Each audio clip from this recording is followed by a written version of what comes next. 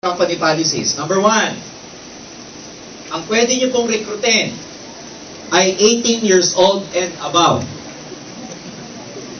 Okay. Paano pag 17 tapos magba-birthday na in the next 6 months?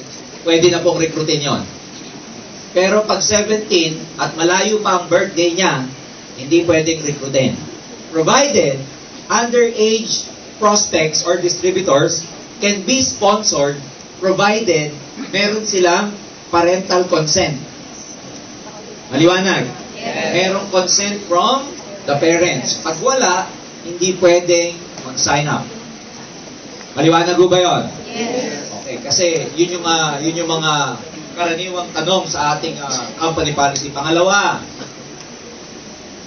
ang husband and wife should be in the same group. They can never be in a different group. For example, ang wife ang unang na-sponsor. Okay? Na-sponsor ni A. Okay? Si husband, may kaopisina. Si B, dito siya nagpa-sponsor. Hindi pwede ito. Ang i-consider ng company, yung unang-unang sponsoring, yung unang-unang registration, which is yung wife. Maliwanag ba to? Kasi may nangyayaring ganito. Yung wife, nag-sign up sa ibang grupo. Yung husband, na-recruit ng iba. Magkahiwalay pa sila. Dahil sa yung global, pinaghiwalay nyo pa yung dalawang mag-asawa.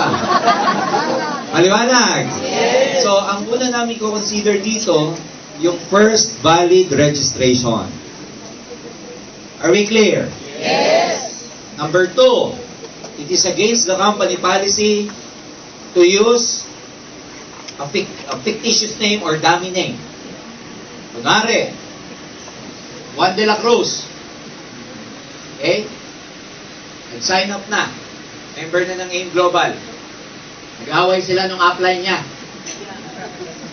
Daming ganyan eh, nag-aaway.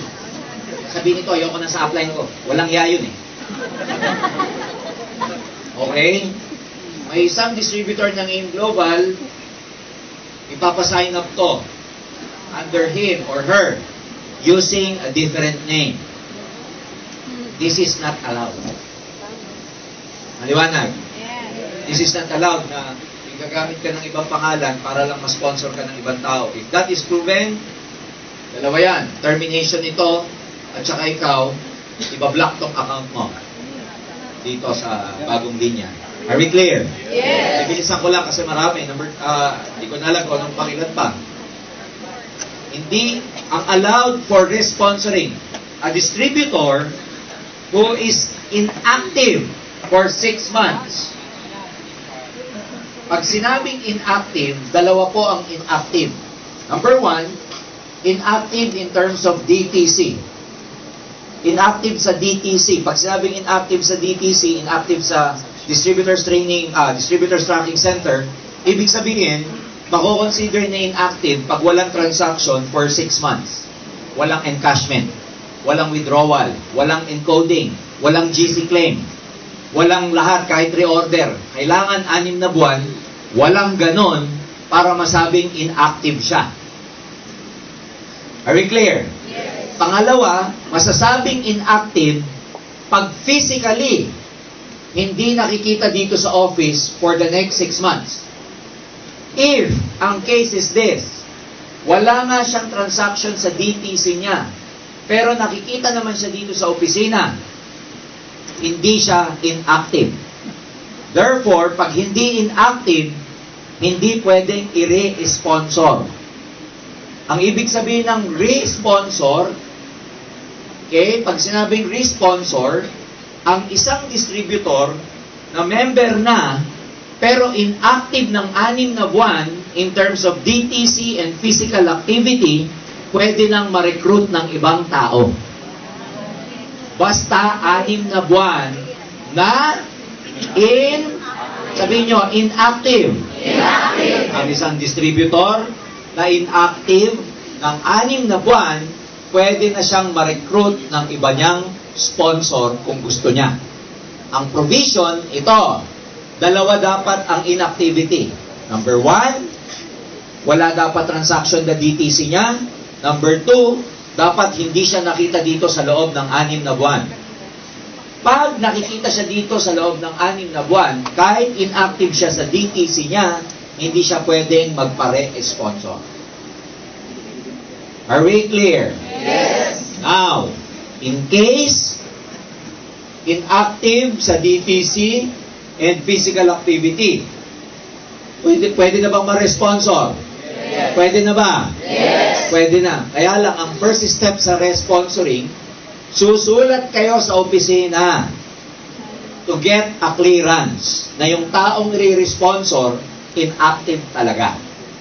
Susulat dito kay Dex, ipo-forward ni Dex sa office sa Manila kay Miss Donna para lang ma-verify sa system na talagang inactive na yung taong magpapa-re-sponsor. Kasi ang mangyayari, pag cleared na siya, na inactive talaga siya, yung old account niya, ibablock na namin sa system yon kasi magkakaroon na siya ng panibagong account dahil re-sponsor distributor na siya. Are we clear? Yes. Paano pag nagpa-responsor lang na walang clearance? It is a violation of our company policy. Invalid ang re-sponsoring pag walang clearance galing sa opisina namin. Ulitin ko, invalid ang re-sponsoring pag walang clearance galing sa amin. Dapat may clearance muna sa amin na ready na, pwede nang i-re-sponsor yan kasi cleared na siya sa office. Are we clear? Yes. So kung may tanong kayo about this later, nandito lang naman ako, pwede nyo akong tanongin about this. Okay? Basta ang basic dito, ganito lang. Pwede na kayo mag-responsor ng 6 months, basta inactive. Dalawa ang inactivity. DTC inactivity and physical inactivity. If that is proven that they are inactive, they should get a clearance from the head office before they can proceed. If they are cleared, they can be responsible. Are we clear? Yes. Okay. Ano pa yung mga basic na kailangan gawin na malaman nyo? Hindi allowed ang isang distributor na dalawa ang networking company na ginagawa. Ulitin ko, seloso po kami. Ayaw namin ng may fling. Kapag may fling ka, break na tayo. Tama ba? Yes. So, pag ikaw nasa AIM Global ka, mag-AIM Global ka lang. Madali lang naman kaming kausap. Kung gusto mo sa ibang kumpanya, doon ka na lang. Pero hindi mo pwedeng gawin pareho. Hindi ka pwedeng mangisda sa dalawang ilog. Okay? Now, if you have some downlines na dalawang MLM ang ginagawa, you can complain to us and it is ground for termination. Ground for termination po pag dalawang networking ang ginagawa. Wala naman tating problema kung gusto nila sa kabila, pero kasi may conflict of interest kasi yung mga distributors, yung mga downlines na mapuproduce mo, malilito kasi dalawa ang networking na ginagawa. So, hindi po allowed na dalawang networking or dalawang direct selling ang ginagawa. We don't care if it's different products. Kasi minsan, ang argument ng maraming distributor, sir, iba naman ang produkto dito sa kabila ko eh. Kahit na, pareho ng nature ang direct selling and networking, it's just the same banana, magkaiba lang ang produkto, it is not allowed. Why do we do this? Because we want to produce professional distributors of AIM Global. Hindi yung mga salawahan. Alam mo yung kung ayaw nating mag-produce ng mga, alam mo na, networking prostitute, ang tawag namin dyan. Ayaw namin mag-produce ng mga junkie. Junkies are people that, ang dami-daming ginagawa. Hindi ka magiging successful pag marami kang ginagawa. You just need to focus. Kung gusto mo sa kabilang company, doon ka na lang. Para magsi-successful ka. Pero pag dalawa, you can never become successful. Now, this is the twist. Pag ang isang distributor was terminated, pag na-terminate ang distributor, okay? Maraming dahilan bakit na-terminate ang distributor. Ang pinaka-prevalent, number 1, yun nga, nagdadalawang networking, ground for termination yan. yung lalo na ngayon, ang galing i-prove na dalawa ang ginagawa mong networking kasi makita lang sa Facebook mo na may picture ka sa ibang networking, ground na yon. Kaya huwag ka magpapapicture, ha? Baka mamaya niya, nagpapapicture kayo sa kung ano-anong networking, yari ka. So, madali nang i-prove ngayon na dalawa ang ginagawa ng distributor. Kaya we have grounds, enough reason, enough evidence to terminate our distributors. So, ano pa yung mga case na na-terminate ng distributor? Nag-underpricing. Nako, stricto po ako dyan. Pag nalaman ko na nag-underpricing ka, okay? Pag may nagsumbong kay Dex na nag-underpricing, nagbebenta ng mababang produkto, wala nang explanation, termination. Ulitin ko, ha, yung mga nagbebenta ng mababang produkto, wala nang explanation yon. It is a ground for termination. Walang first offense, walang second offense, walang third offense. Lowering ng price, underpricing, kaput. Terminated ka agad. Nakuha niyo ba? Okay. So, just in case, a terminated distributor wants to go back to AIM Global. Kasi may mga ganyan na-terminate na, tas gustong bumalik. Pag gustong bumalik, mga kaibigan, sa AIM, again, this is subject for clearance. Ulitin ko, pag may na-terminate, tapos bumalik sa AIM, subject for clearance muna yan bago makabalik. Kasi hindi lahat tinatanggap na namin pag bumabalik. Once some distributors, when they are terminated, most of them, hindi na namin binabalik, o hindi na namin pinababalik sa AIM. Why? Kasi sa paglipat nila, kung ano-anong bad mouthing ang ginawa nila sa AIM Global. Kung ano-anong paninira ang ginawa sa AIM Global nung lumipat. Kung ano-anong pagkuha ng tao na taga-AIM Global nung lumipat siya. Ngayon, nung nalaman niyang mali siya, gusto niyang bumalik. Nakuha niyo ba? Ulitin ko, seloso kami. Pagka nagkaroon ka ng iba, doon ka na lang. We don't want you anymore. Ha? Are we clear? Yes! Kasi kaya natin ginagawa to para hindi po gayahin ng maraming mga tao. Kasi can you imagine the explanation behind it? Pag anong nangyari, pag may mga lumipat na distributor sa ibang company, they've been terminated here, tapos pinabalik lang at pwede naman pala, ganun din naman pala kadaling bumalik, di lahat iisipin na mag-join na lang tayo ng iba, total mabait naman ang AIM Global, tatanggapin pa rin tayo kahit na lumipat tayo sa iba. And we don't want to produce those kind of distributors because we want to produce professional distributors in this business. Kung sa ibang kumpanya pwede yun, I dare to tell you, ang AIM Global, iba ang level ng integrity ng kumpanyang ito. Kaya ayaw na i-tolerate yung mga ginagawa. Are we clear? Yes! Kaya, I hope that everyone is aware of these policies. Kasi pag any violation, ladies and gentlemen, may subject na ano yan, may subject na kaparusahan or penalty. Ang worst na penalty sa lahat, yung tinatawag na termination or blocking of account. Number 2, maraming ganito yan. Ano yung nababiolate dito? Itong 6 months policy.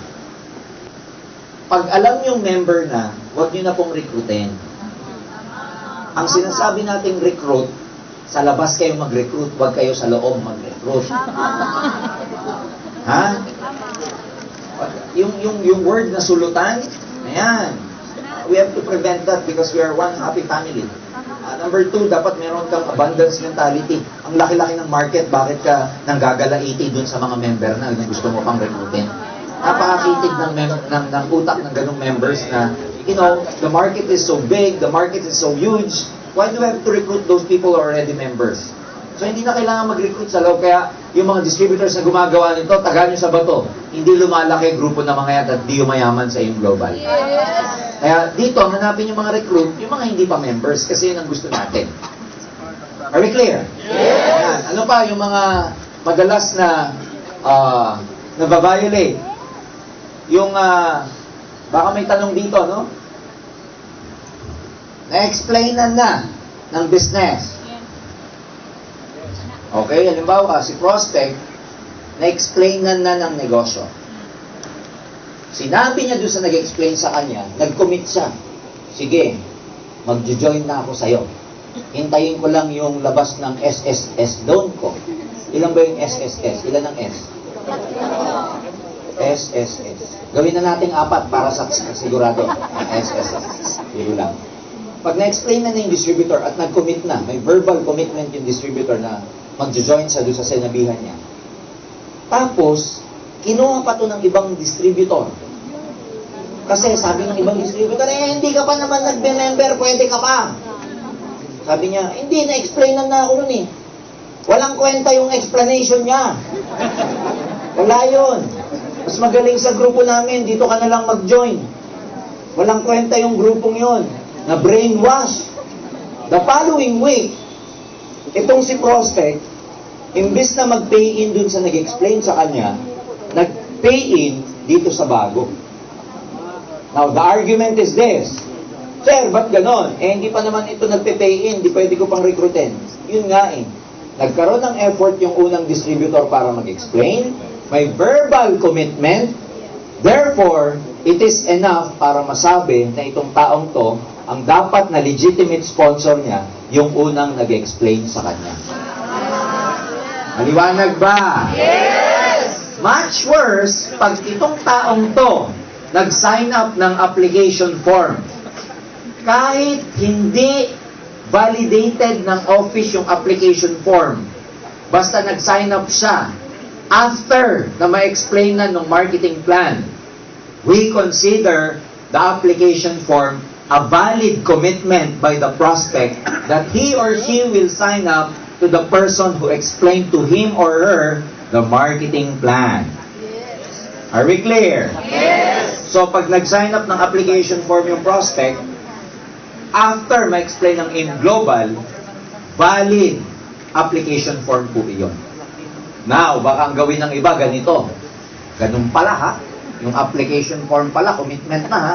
Gagawin, bibili ng isang pad na application form yan. At walang gawin kundi mamigay sa buong barangay. Sign up kayo, sign up! Sign up! Para saan na kayong lahat. Bawal din yun. Ikaw ang mateterminate pag ginawa mo yun. Kasi, ang dapat, magsasign up lang ho ng application form after the explanation. Magsasign up lang ng application form pag gusto. Now, during the investigation, pag sinabi ng tao, Sir, hindi naman in-explain sa akin eh. Basta binigyan lang ako ng form, tapos sabi magpirma. Nung tinanong ko sa kanya, ano ba to? Ang sagot po sa akin, wala lang yan, basta pirma ka lang. Kaya po ako pumirma, Sir. Bawal yun. Hindi valid yung application form na na-sign up na hindi na-explain na ng marketing plan and napilitan lang. Maliwanag ba? This is also to prevent some distributors of just distributing, signing up people. Kaya ang bottom line, bago kayo magpa-sign up ng application form, make sure papirmahin nyo ng application form after. After, hindi before, ha? After. Okay ba yon? Yes! What else? Yung mga common na violations ng mga distributors. Well, may validation po, no? May enough or valid grounds for suspension or any other offense na ibig sabihin, hindi man kapurusahan, merong mga appropriate disciplinary action sa isang distributor na ang ginagawa niya, naninira siya ng kapwa-distributor niya. Ulitin ko, may appropriate disciplinary action ang isang distributor na naninira ng kapwa-distributor niya. It is not allowed. We don't want this because we want to become professionals. Hindi dito yung sisiraan mo yung ibang grupo, sisiraan mo yung ibang tao para ikaw mas marami kang makuhang tao. Hindi po proper yon. In ethics and professionalism, it is never allowed. It is not allowed. Anyway, for any complaints that you will file, kailangan lang in written para formal. Now, I want to be very clear in this part. Pag nagsulat na kayo sa office, na nasa black and white na yung form, halimbawa, you would like to complain this and that, blah, blah, blah. Pag nakarating na po sa amin yung black and white, hindi nyo na po pwedeng mapigilan yung process. Rolling na po yun. Kaya sa level namin, ganito. hanggat maaari na pwede nyong ayusin na kayo-kayo, ayusin nyo. Kasi pag hindi nyo naayos at nag-file kayo sa opisina, roll na po ang kaso. Ipoprocess na po namin yan. Kasi being the company, we are obliged to react to whatever complaints that will be filed against other distributors. So, kaya ang suggestion ko, pag may mga, meron kayong cross-line na i-complain ninyo, pinakamagandang avenue pa rin yung magkaroon kayo ng dialogue. Kasi once na magkaroon na ng file, at na-file na sa amin yan, we will apply the appropriate disciplinary action. We will apply the appropriate company policies. So, why do we have to be strict with this? Kasi, pag hindi po tayo naging stricto, in the long run, sa dami ng mga taga-AIM Global, this will actually weaken us instead of strengthening our position. So what we want to do is to strengthen the position of AIM Global in such a way na pag ginawa mo tong negosyong to, yung mga pangarap mo, siguradong matutupad mo kasi tatagal ang kumpanya dahil matibay po tayo. Gusto nyo bang tumibay ang AIM Global? Mas maganda yung environment na pag tinanong magkano ang C24/7, tayong lahat, ang benta natin, 1-2. Hindi yung maririnig mo, may nagbebenta ng C24/7, 600. Yes. Ang sarap itulak sa building ng mga yan. Galit doon sa penthouse, tas itulak. Diba? Mas maganda yung pagka may prospect ka na nakilala, sasabihin mo na, ay, member ka na ba? Kaninong grupo ka? Pag sinabi, kay ganitong grupo ako, maganda yung grupong yan. Tumuloy ka lang, okay yan. Basta dito sama-sama tayo, hindi importante magka-member tayo or magka-grupo tayo. Ang importante, nasa isang AIM Global tayo. Hindi yung pag may narinig kang may prospect, member ng ibang grupo, walang kwenta dyan. Alam mo, yung mga grupong yan, ako walang ginawa kundi mga manunulot yung mga grupong yan. Sisiraan mo yung grupong yon para lang ma-highlight na ikaw yung magaling. Huwag ganon. Di ba, mas maganda yung environment na kahit hindi tayo magkakagrupo, magkakasama tayo, hindi tayo nagkakasiraan, lahat tayo nagtutulong-tulong. Kasi ang tunay na kalaban natin, hindi nandito. Ang tunay na kalaban, nasa labas. Pag taga-AIM Global, kahit hindi mo kagrupo, kakampi mo at kapamilya mo yan, kahit anong mangyari. Tama ba yun? Okay, I'm sure meron dito. Can you imagine this? We understand na maraming mga distributors ng AIM Global. Can you imagine this na sila, i-give up nila yung work nila para mag-AIM? Some of them, ang layo ng uuwian, magsasakripisyo, hindi pa kumakain, and everything. Some of them, they do their best para ma-build ang network.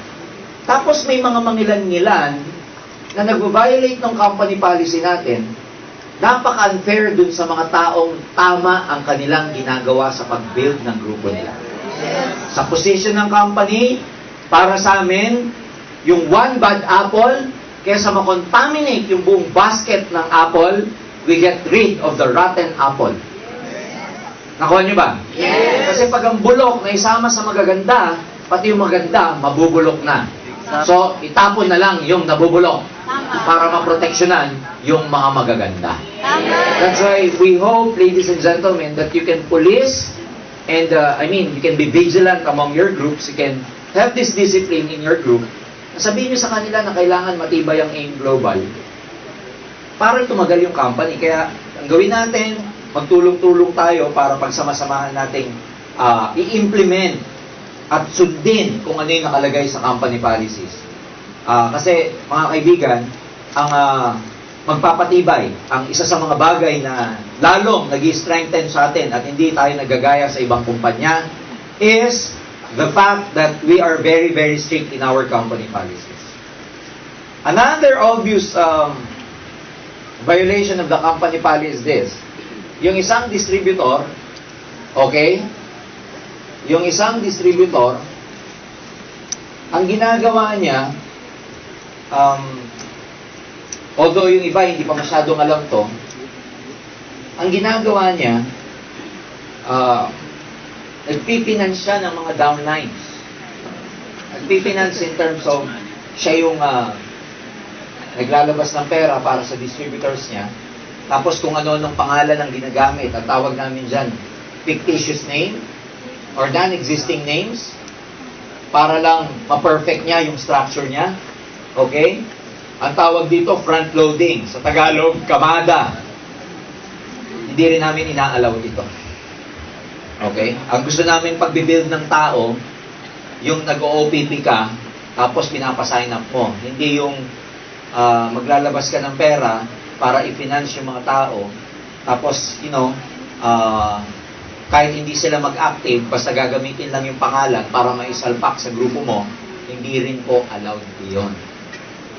We have a system in our IT right now, dinidevelop namin ang IT ngayon, na nabibilang na ang mga araw ng mga lumalaro ng marketing plan natin. Yes.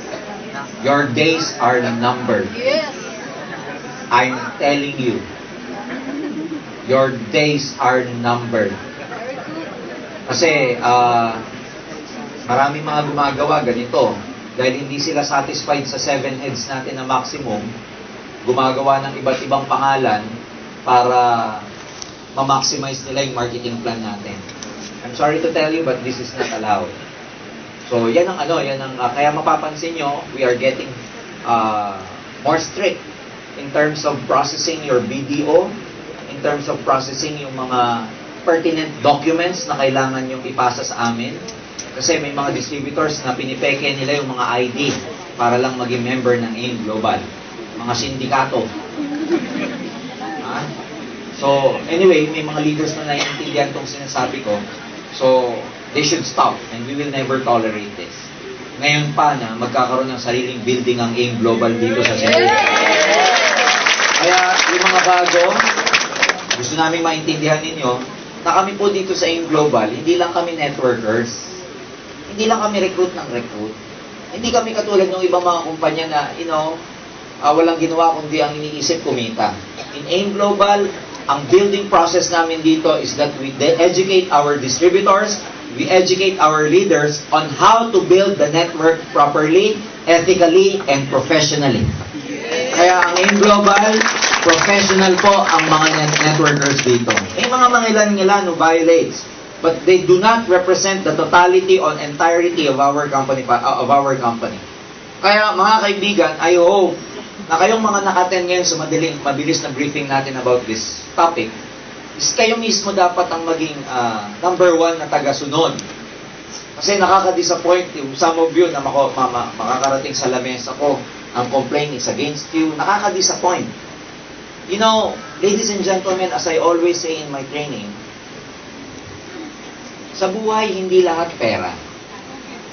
Although sinasabi natin sa OPP, masarap ang may pera, tama ba? Masarap yumaman, tama ba? Pero let me tell you this, hindi lahat pera. Importante pera, masarap ang may pera, komportable pa buhay mo pag may pera. Ako, galing nga sa hirap, sabi ko sa inyo, sarap na may pera. But let me tell you this, after 18 years, believe me, hindi lahat sa mundo pera. Hindi lahat pera. And so, ba't ko sa inyo sinasabi to? Do not, ladies and gentlemen, do not compromise your values in pursuit of getting rich. Because to many people, in their pursuit to become successful financially, they compromise their values. Ako niyo ibig sabihin? Yes. Do not give up. Huwag mo i-give up yung mga character and values mo dahil lang sa kadalilanan na gusto mong kumita ng pera. Bottom line, ladies and gentlemen, bakit ba may nanunulot? Pera. Bakit ba may mga nagbabagsak ng presyo? Pera. Bakit may nangangamada? Pera. Bakit may naninira ng kapwa distributor? Pera. You know what I'm saying? Yes. Ang pera hindi masama. Money is a subjective matter. Depende sa tao yan. Kung ang pera, para sa'yo, is gagamitin mo para makatulong ng ibang tao, papaaral ng pamangkin mo, may rarao sa mga magulang mo sa hirap, magbibigay ka sa charity work, then money is good. If sa pagkakaroon mo ng pera, mas napapabuti ang mundo, then money is good. Pero in pursuit of getting money, of becoming rich or becoming successful financially, is marami ka namang masasagasaang tao. Marami ka namang, alam mo na, matatapakan, then money is bad. So, sino nagpapasama sa pera? Sino nagpapasama? Tao. Sino nagpapabuti? Tao rin. Kasi money itself, for example, money, lagay ko dyan. Masama ba siya?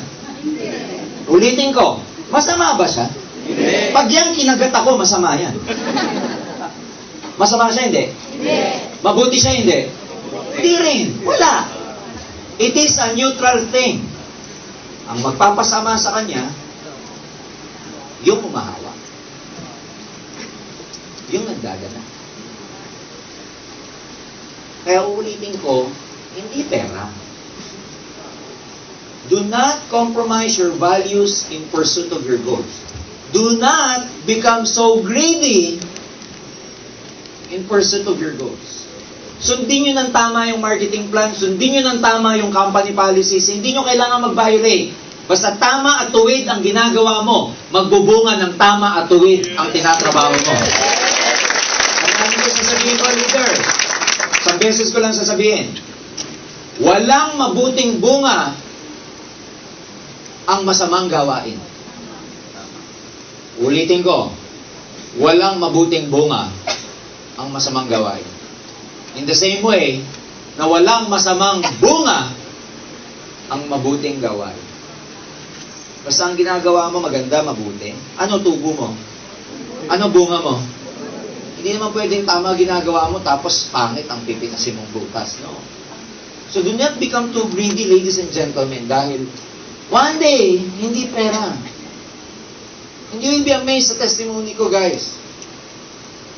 Hindi pera magpapaligaya sa inyo. Hindi. Sino dito yung mga nakabili ng kotse? Nung bumili kayo ng kotse, anong feelings nyo? Di ba nung gabi, ilang araw, di kayo makatulog? Tama ba? After 1 month, ganun pa rin ba yung pakiramdam nyo? Hindi na. Sino dito yung nakabili ng bahay na magaganda? Di ba? Isang buwan, isang araw, isang linggo, ang saya mo. After 6 months, ganun pa rin ba yung nararamdaman mo? Sino dito yung kumita ng 1 milyon? Pag may nakita kang 1 milyon, ito dito kayo ma-amaze. Pag makakita ka ng 1 milyon at kumita ka na nasa bangko mo na yung 1 milyon, ang mararamdaman mo ay, ganun lang pala. Siguro pag 2 bilyon na to, grabe. Alam mo, pag nasa 2 milyon ka na, ay, ganun lang pala. It will never make you happy. Yung dinadrive mo yung kotse mo, hindi happiness ang tawag doon.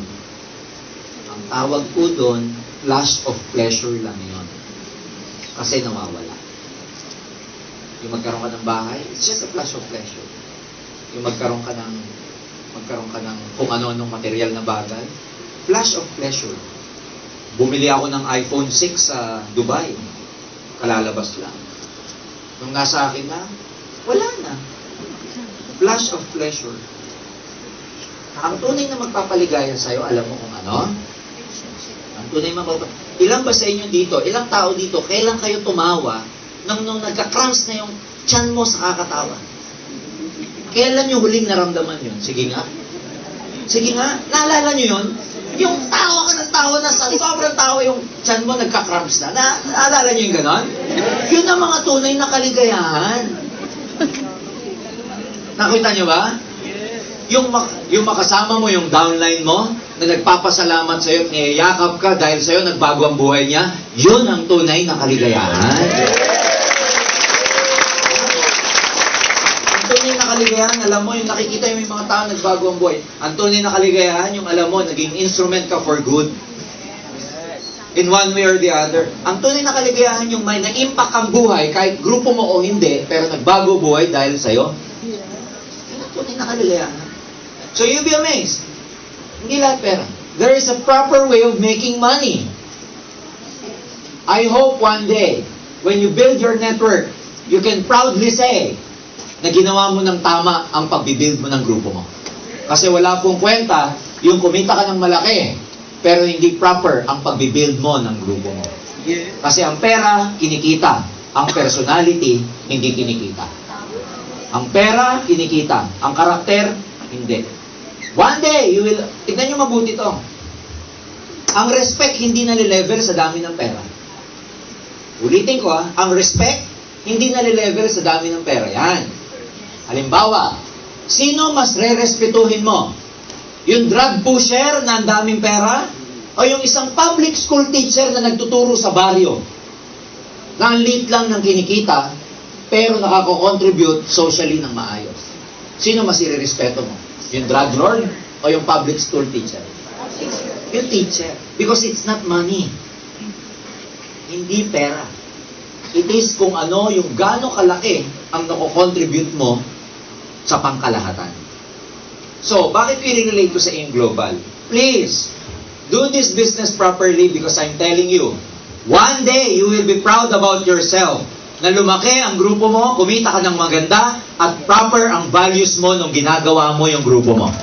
Wala nang mas himigit pa sa satisfaction na alam mong ginawa mo yung grupo mo ng tama. Kaya, dun sa mga bagong nandito ngayon, kasama dapat yan sa pag-a-assess nyo ng AIM Global kung tama ba talaga tong negosyong to. Because I'm telling you right now, my topic is not just about money tonight. My topic is about values and character. My topic is about building your network properly. My topic is about company policies and procedures. And believe me, pag ito sinunod nyo, ginawa ninyo, pasasaan ba? Maganda na yung mabagal. Maganda na yung mabagal, pero palaki grupo mo. Kesa yung nagmamadali ka, alam mo sa pagmamadali, ang dami mong na-overlook. Ang AIM Global, hindi naman pabilisan eh. Hindi to sprint. Marathon ang AIM Global. Kahit mabagal ka pa, basta tumuloy-tuloy ka lang, makakarating ka rin sa finish line. Hindi to pabilisan. In our attempt, ladies and gentlemen, in our attempt na gusto natin maging mabilis ang pagkita, nako-compromise minsan yung values natin. Do not compromise, ladies and gentlemen. Do not, kumbaga parang ano yan eh. Huwag mo i-give up yung proper values mo because of your goals. Mas importante ka pa din. Aanuin mo naman yung pagkita kung naging masamang tao ka naman. Handaan niyo yun. Money do not change people. May mga naririnig ako ganito eh. Sir, nagkaroon lang ng pera yan, lumaki na ang ulo. Hindi. Yung mga taong na masasabing lumaki na ulo nung nagkapera, dati nang malaki ulo ng mga yon, hindi lang lumalabas kasi wala pang pera. Because money, di ba nung sabi ni Robert Kiyosaki, money is a great magnifier. Kung ano ka, ima-magnify ka ng pera. Kaya yung mga magsasabing, damot niya, nagkapera lang. Hindi. Dati na pong madamot yon. Lumabas lang, nag-magnify lang nung nagkapera siya. Nakuha niyo ibig sabihin? Yes. Kaya hindi totoo yung money ang nagbabago sa tao. Hindi. Tao. Kasi ang pera neutral. Kahit gaano pa karami ang pera is neutral. Tao ang nagbibigay kung ano ang pera. Masama ba siya o mabuti siya? Depende sa tao. And so, ayusin nyo ng tama yung pag-network ninyo. Ayusin ninyo. Kasi walang iba makikinabang pag tama ang ginagawa mo, kundi ikaw.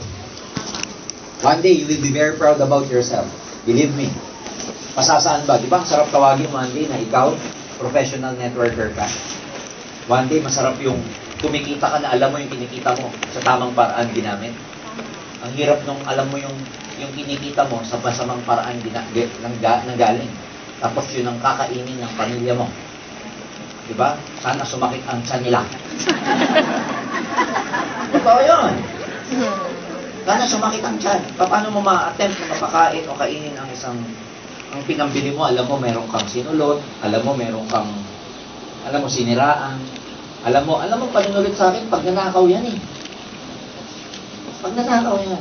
Kasi ari-ari ng iba. Ano ba ang definition ng pagnanakaw? Diba? Property of other people and you try to attempt and get it from other people. Pagnanakaw ang tawag. And nakakalungkot dahil sa greed, nako-compromise siya ang mga yan. So I hope I was able to touch the most basic policies. Kasi ulitin ko, maraming procedure yan. Nabablock ang account, nasususpend, nata-terminate. Depende sa gravity, or depende dun sa level ng violation niya. And ako, hindi ako masaya na nagpe-penalize ng distributor. hindi po ako masaya na nagbibigay ng punishment or ng disciplinary action sa distributor. Hindi ako masaya kasi ako din, distributor din ako, networker din ako. And so yun nga lang, dahil sa kagustuhan nating lumaki yung kita natin, marami tayong nako-compromise. So I hope, by this topic, lalo nyong pagtitibayin ang grupo ninyo. Lalong lalalim ang commitment nyo sa AIM Global na grabe ang AIM Global, pinangangalagaan talaga ang kapakanan ng bawat distributor. And finally, gusto kong sabihin sa bawat isa, Sir, tao ba dito? Tao po. Po yung training ko. Year-end training ang title niya. Year-end training na 2012. Finally, gusto ko masabihin sa inyo na ang AIM Global Fair, wala pong malakas at mahina sa amin. Wala pong malaking distributor at saka maliit na distributor. Wala po sa amin, pagdating sa policy, wala po sa amin yung malalakas at mahihina. Pagdating sa policy, one policy applies to everybody. Wala pong pinipili. Kahit sino pa ang yung nag-violate, I'm sorry to tell you, ang company policy, wala po siyang emotion. We do not care kung sino yung nag-violate. Kasi baka sa mata ng ibang tao, iniisip nyo, baka yung mga top distributors, excuse na sila pag may violation. Well, you're wrong. Because me, being the custodian of the company policy, pati mga top distributor, pag may violation, pinipenalize din po namin. So sa mata namin, lahat ng distributor, kumikita o hindi, top-notcher o hindi, pare-pareho lang po kayo sa mata ng kumpanya. Okay? Kaya, equal po lahat tayo. Okay ba yon? Yes! Walang palakasan dito. Walang lagay-lagay. Walang palusot-palusot. Hindi nalalagyan ng AIM Global. Okay? Kaya ang gusto namin, maging fair sa bawat isa. May password? Teka muna. Gagawin ko muna yung password. Meron pa?